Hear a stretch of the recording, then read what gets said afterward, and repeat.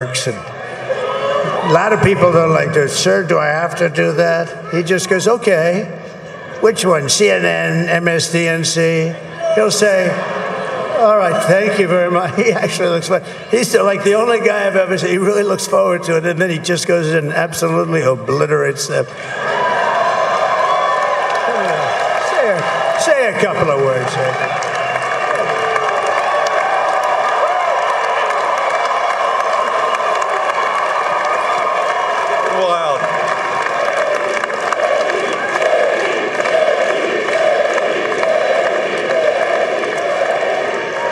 Well, Mr. President, I appreciate you allowing me to join you on this incredible journey. I thank you for the trust that you placed in me. And I think that we just witnessed the greatest political comeback in the history of the United States of America.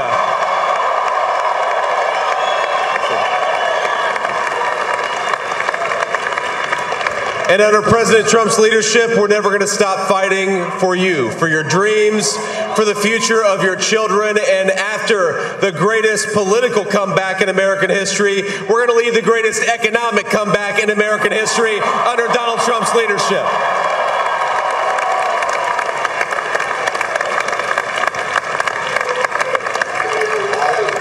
Thank you very much. He's turned out to be a good choice. I took a little heat at the beginning, but he was, I knew the brain was a good one, about as good as it gets. And we love the family, and we're going to have a great 4 years, and we're going to turn our country around, make it something very special. It lost that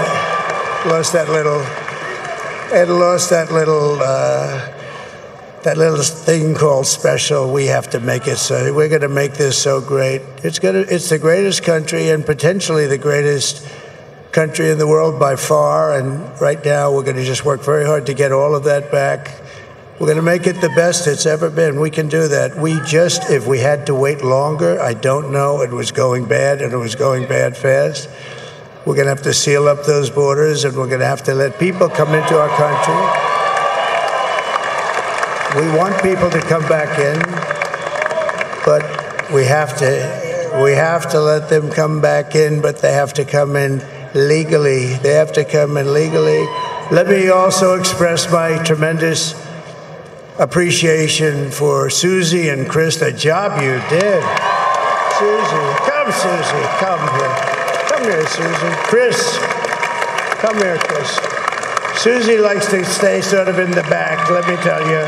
The ice maiden, we call her the ice maiden. Chris, come here, Chris. Susie likes to stay in the background. She's not in the background. Come here, say something.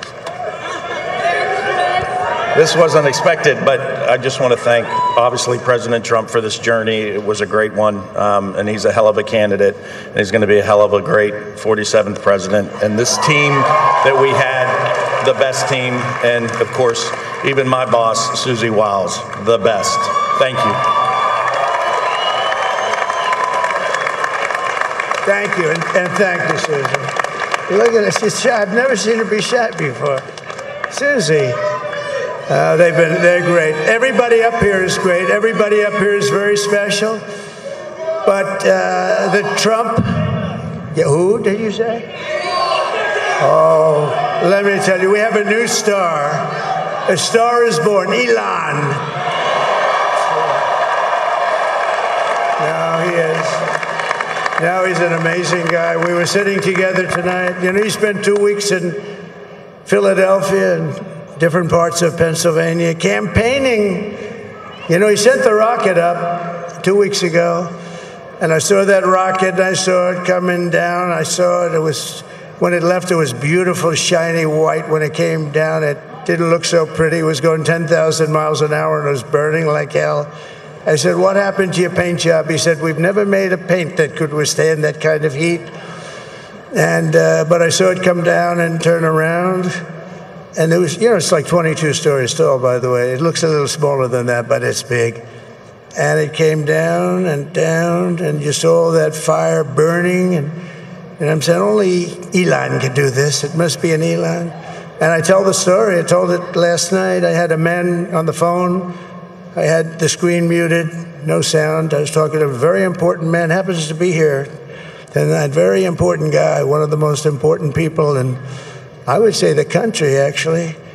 But, you know, I was president, and now it looks like I was going to be maybe president again, so I figured I could ask him to hold. So I asked him to hold. And especially because you're going to be president again, they hold.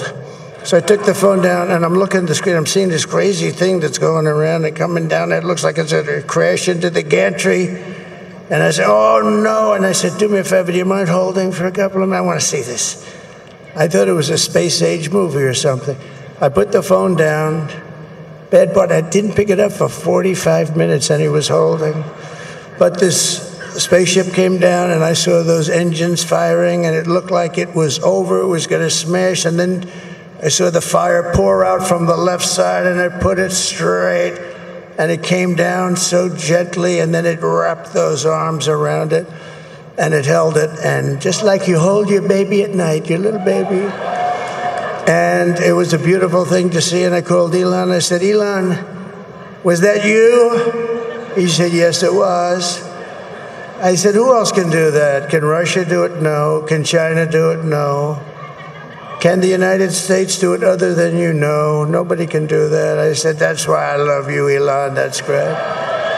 And you know, when we had the tragic Hurricane Helene, and it hit North Carolina, they were really devastated. The water, this was a big water, as big as we've ever seen, water hurricane. It built lakes out of nothing. Fields became lakes, and the danger was unbelievable. And the people from North Carolina came to me and they said, would it be possible, at all possible, for you to speak to Elon Musk? We need Starlink. I said, what's Starlink? It's a form of communication. So I called Elon, and I'll tell you what, he had, and it was very dangerous. People would die there.